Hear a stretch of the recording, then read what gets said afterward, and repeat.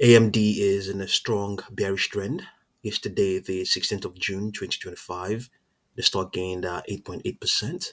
It has also gained 24% since the last quarter.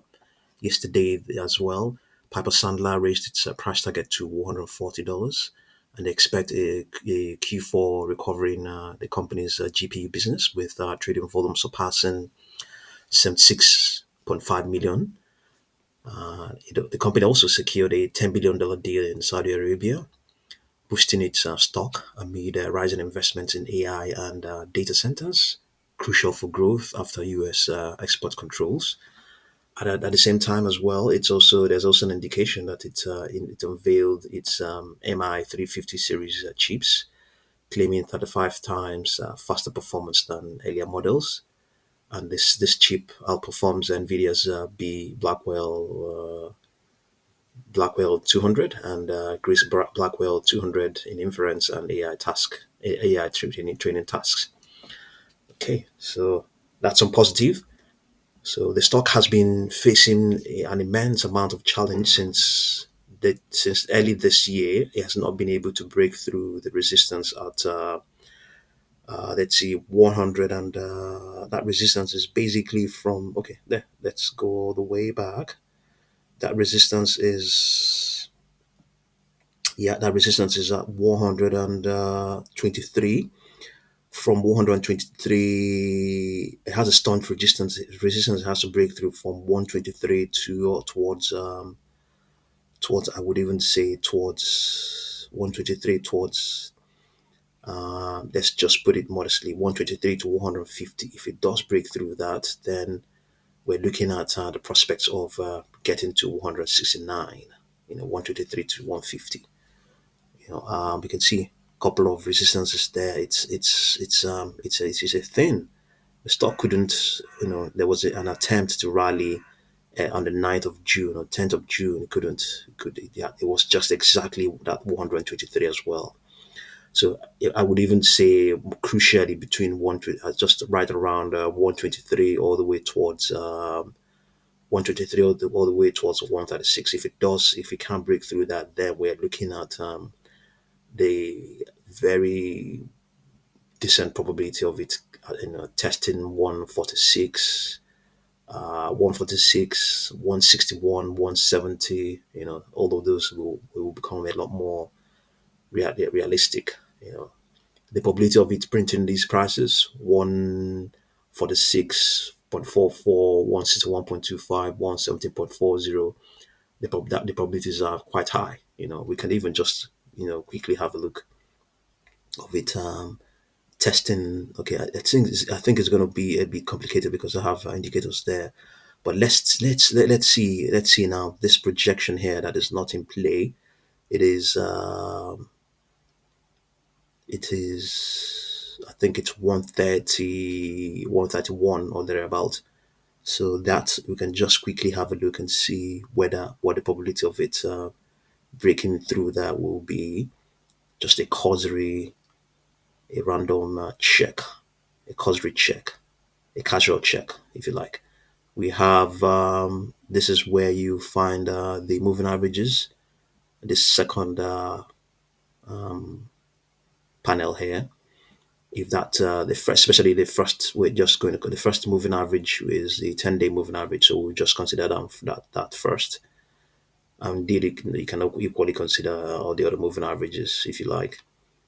So if that moving average is greater than 131.1, then you just know that the probability of it of the stock printing 131 will be greater than 50%. So we have it. It's 139.11. So we have a probability that is greater than 50% that it will print. It can print 131.1.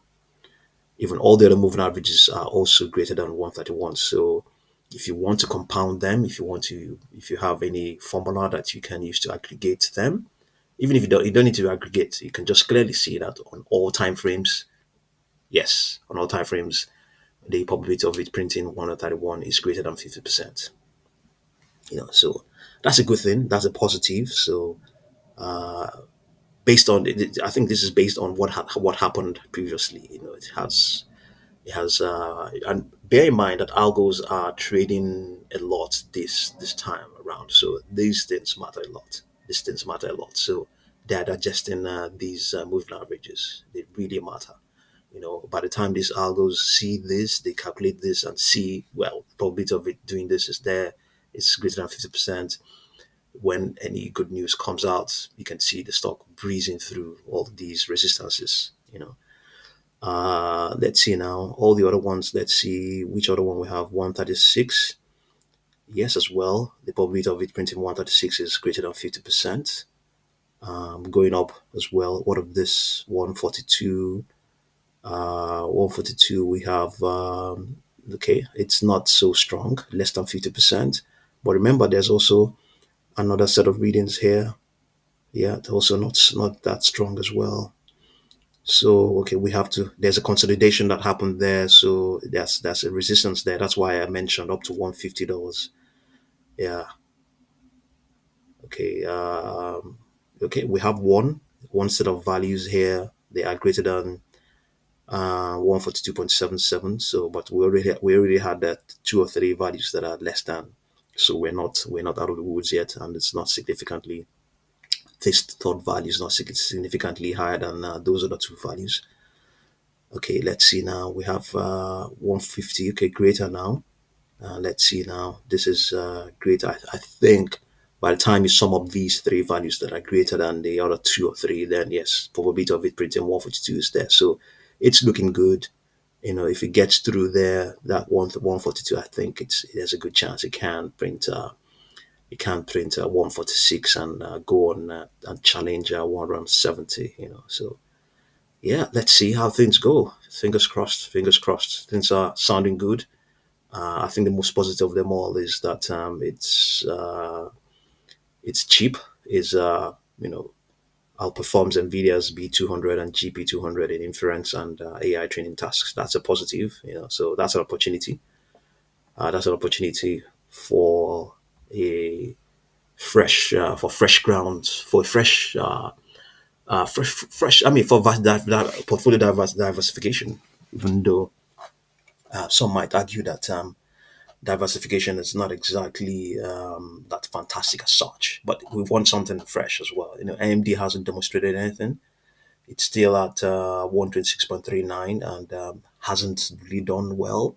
You can imagine what it would do if it begins to live up to its past glory, live up to its capabilities, live up to its potentials.